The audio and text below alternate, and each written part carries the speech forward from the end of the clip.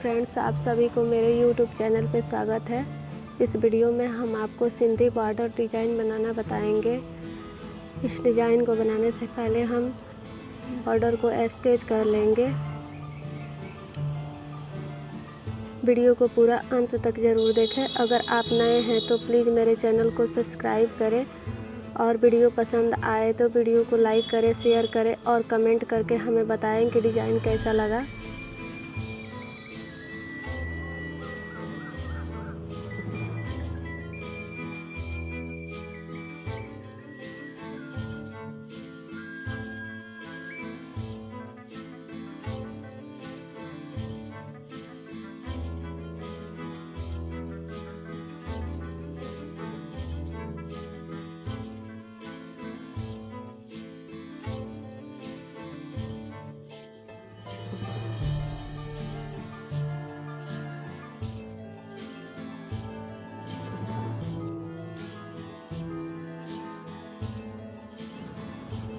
देखिए फ्रेंड्स, हमने स्केच कर लिया है। अब हम डिज़ाइन बनाना शुरू करेंगे। नीडल को इस कॉर्नर से निकालेंगे और इस कॉर्नर पे हम टाका लगाएंगे। फिर हम धागे को ऐसे करेंगे और जहाँ हमारा धागा जाएगा वहाँ हम टाका लगाएंगे।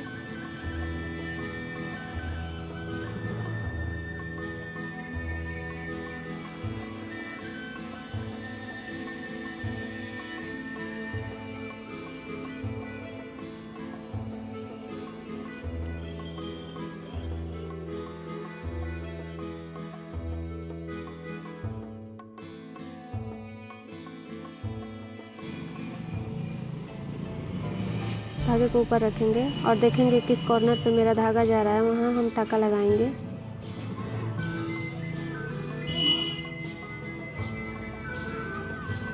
फिर हम यहाँ से धागा रख के देखेंगे किस कॉर्नर पे जा रहा है, वहाँ हम टाका लगाएंगे।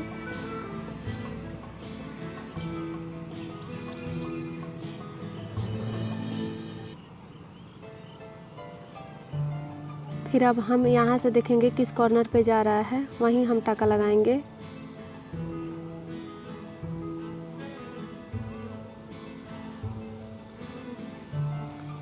फिर हम यहाँ टाका लगाएंगे।